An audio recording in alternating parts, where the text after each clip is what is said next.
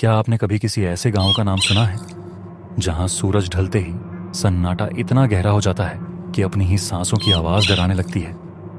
एक ऐसा गांव जिसे सालों से किसी अनकही दहशत ने अपनी गिरफ्त में ले रखा है।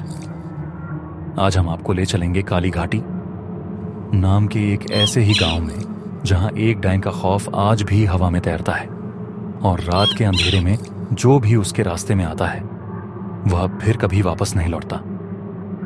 तैयार हो जाइए रोंगटे खड़े कर देने वाली एक सच्ची घटना सुनने के लिए जिसने पूरे गांव को हिला दिया। काली घाटी नाम का यह गांव पहाड़ियों और घने जंगलों से घिरा हुआ था। दिन में तो इसकी हरियाली और शांति मन मोह लेती थी, लेकिन सूरज ढलते ही यहां का माहौल बदल जाता था।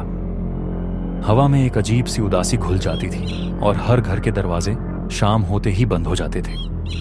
गांव वालों की आंखों में एक अनजाना डर साफ दिखाई देता था। इस डर के पीछे एक पुरानी कहानी थी। सालों पहले गांव में मालती नाम की एक बुजुर्ग औरत रहती थी। उसे डायन कहा जाता था क्योंकि वह जड़ी बूटियों का ज्ञान रखती थी और कुछ अजीब अनुष्ठान करती थी। गांव के लोग उससे डरते और बचते थे। एक बार गांव में एक महामारी फैली। मालती ने लोगों की मदद करने की कोशिश की, लेकिन जब कुछ बच्चे बीमार पड़े और उनकी मृत्यु हो गई तो गांव वालों ने मालती को दोषी ठहराया। उन्होंने उसे डायन बताकर गांव से निकाल दिया और एक पेड़ से बांधकर पीट पीट कर मार डाला। मरते हुए मालती ने गांव को शाप दिया था कि मेरी आत्मा इस घाटी पर हमेशा मंडराएगा और जो भी मुझे चोट पहुंचाएगा उसे और उसके परिवार को कभी शांति नहीं मिलेगी। मेरी आत्मा तुम्हें चैन से जीने नहीं देगी। कुछ हफ्तों बाद जिन लोगों ने मालती को मारा था उनके घरों में अजीब घटनाएं होने लगी। रात को उनके घरों के बाहर किसी के रोने की आवाजें आती थी। उनके दरवाजे अपने आप खुल बंद होते थे और कुछ ही दिनों में उन सभी लोगों की रहस्यमयी तरीके से मौत हो गई। गांव में दहशत फैल गई।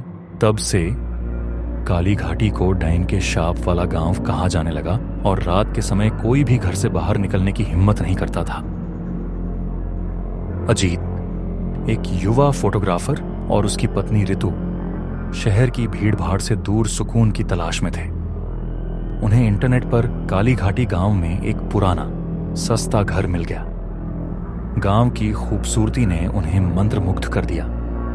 गांव वाले अजीब तरीके से घूरते थे और उन्हें रात में बाहर न निकलने की चेतावनी देते थे, लेकिन अजीत और ऋतु ने इसे अंधविश्वास मानकर नजरअंदाज कर दिया।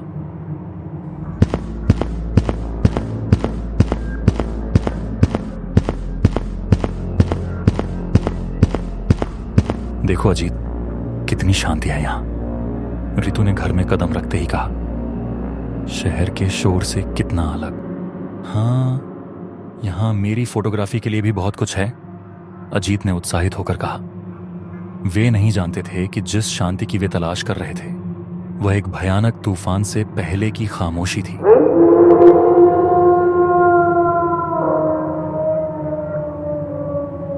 पहली रात अजीत और ऋतु सुकून की नींद सो रहे थे।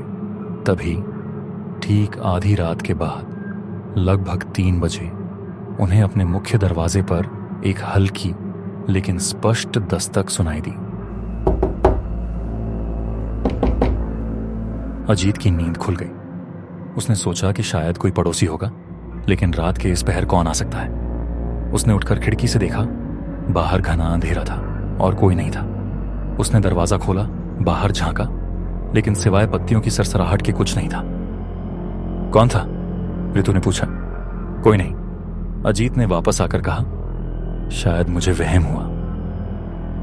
अगली कुछ रातें भी वैसी ही। हर रात ठीक 3 बजे वही अजीब सी दस्तक होती थी। कभी कभी दरवाजे के बाहर से किसी औरत के फुसफुसाने की आवाजें आती थी जो इतनी धीमी होती थी कि समझ नहीं आती थी। ऋतु अब डरने लगी थी। उसे लगता था कि कोई उन्हें घूर रहा है। एक रात उसने अपनी खिड़की से बाहर देखा।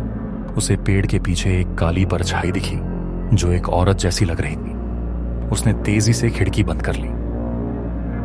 अजीत ने इसे दिमागी थकान समझा और ऋतु को समझाया, लेकिन एक रात जब वे सो रहे थे तो उन्हें अपने बेडरूम की दीवार से किसी के खुरचने की आवाज सुनाई दी, जैसे कोई अपनी लंबी नाखूनों से दीवार पर निशान बना रहा हो। आवाज उनके बिस्तर के चारों ओर घूम रही थी, जैसे कोई अदृश्य चीज कमरे में चल रही हो। धीरे धीरे ऋतु की तबीयत खराब होने लगी। उसे तेज बुखार रहने लगा और उसके शरीर पर अजीब से नीले निशान उभरने लगे। उसकी आंखें ढंसने लगी थीं और वह हमेशा डरी सहमी रहती थी। वह अक्सर बुदबुदाती थी कि कोई उसे बुला रहा है। घबराकर अजीत गांव के मुखिया के पास गया। मुखिया ने अजीत को देखा और कहा, मुझे पता था, यह होना ही था। तुम लोगों ने गांव वालों की बात नहीं मानी। मुखिया ने तब अजीत को मालती डाइन की पूरी कहानी सुनाई। वह हर रात अपने शिकार को चुनने आती है और जिसे वह चुन लेती है उसे ऐसे ही बीमार करती है, उसकी आत्मा को धीरे धीरे खा जाती है। तुम्हारे घर पर ही मालती को फांसी दी गई थी। उसी पेड़ के पास तुम्हारा घर है। मुखिया ने बताया कि उस घर को डाइन का डेरा भी कहा जाता है और कोई वहां नहीं रहता। अजीत की रूह कांप उठी। उसे याद आया कि ऋतु के शरीर पर उभरते निशान और आधी रात की दस्तक, ये सब मालती की आत्मा का काम था। मुखिया ने उसे एक तरीका बताया। तुम्हें उस आत्मा को शांत करना होगा। तुम्हें उस जगह जाना होगा जहां उसे दफनाया गया था और उसके लिए कुछ भेंट चढ़ानी होगी। लेकिन यह काम बहुत खतरनाक है। रात में ही करना होगा। उस रात अजीत ने हिम्मत जुटाई। ऋतु की हालत बिगड़ती जा रही थी। उसे पता था कि उसके पास ज्यादा वक्त नहीं है। रात 12 बजे वह मुखिया द्वारा बताए गए रास्ते पर निकला। रास्ता गांव के पीछे घने जंगल में जाता था जहां मालती को दफनाया गया था। जंगल में हर तरफ अजीब सी खामोशी थी। हवा में एक ठंडी तीखी गंध। पेड़ों की छायाएं भयानक लग रही थी, जैसे कोई उसे देख रहा हो। चलते चलते उसे किसी के रोने की आवाजें सुनाई दी, फिर तेज हंसी। अचानक उसके सामने एक परछाई आई, एक दुबली पतली औरत की परछाई जिसकी आंखें लाल थीं। वह धीरे धीरे उसकी ओर बढ़ रही थी। अजीत ने हिम्मत नहीं हारी। उसने मुखिया द्वारा दी गई पूजा की सामग्री निकाली जो एक छोटी सी पोटली में थी। वह मुखिया द्वारा बताई गई जगह पर पहुंचा जहां एक पत्थर रखा था। उसने वहां पर दीपक जलाया, मिठाई रखी और मालती के नाम पर प्रार्थना की। उसने कहा, मालती देवी, आपको जो भी कष्ट हुआ उसके लिए हम माफी चाहते हैं। कृपया आप शांत हो जाएं, आपकी आत्मा को मोक्ष मिले। जैसे ही उसने ये शब्द कहे, हवा तेज हो गई। एक डरावनी चीख सुनाई और फिर सब शांत हो गया। अजीब सी शांति। परछाई गायब हो चुकी थी। अजीत तेजी से वापस घर लौटा। सुबह हुई तो ऋतु का बुखार उतर चुका था। उसके शरीर से निशान भी गायब हो चुके थे।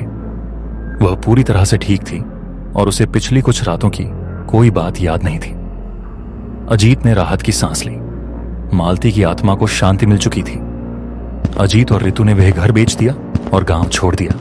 काली घाटी अब भी सुंदर थी, लेकिन अजीत जानता था कि उसकी सुंदरता के पीछे एक खौफनाक अतीत छिपा था। यह कहानी हमें याद दिलाती है कि कभी कभी अनसुने और अनदेखे डर हमारे सबसे करीब होते हैं। प्रकृति और पुरानी मान्यताओं का हमेशा सम्मान करना चाहिए, क्योंकि हर जगह की अपनी एक कहानी होती है और कुछ कहानियां हमें चेतावनी देने आती हैं। अगर आप किसी ऐसी जगह पर जाते हैं जहां लोग आपको चेतावनी देते हैं तो उसे अंधविश्वास मानकर टालें नहीं। कभी कभी अतीत की आत्माएं हमें सबक सिखाने के लिए लौटती हैं। अपने आसपास की ऊर्जा को महसूस करें और हमेशा सतर्क रहें, क्योंकि कुछ कहानियां सिर्फ सुनाई नहीं जाती बल्कि महसूस भी की जाती हैं। और हो सकता है अगली कहानी आपकी हो। अगर आपको हमारी ये स्टोरी पसंद आई है तो चैनल को सब्सक्राइब कीजिए, वीडियो को लाइक कीजिए और कमेंट करके जरूर बताओ कि वीडियो कैसा लगा। धन्यवाद।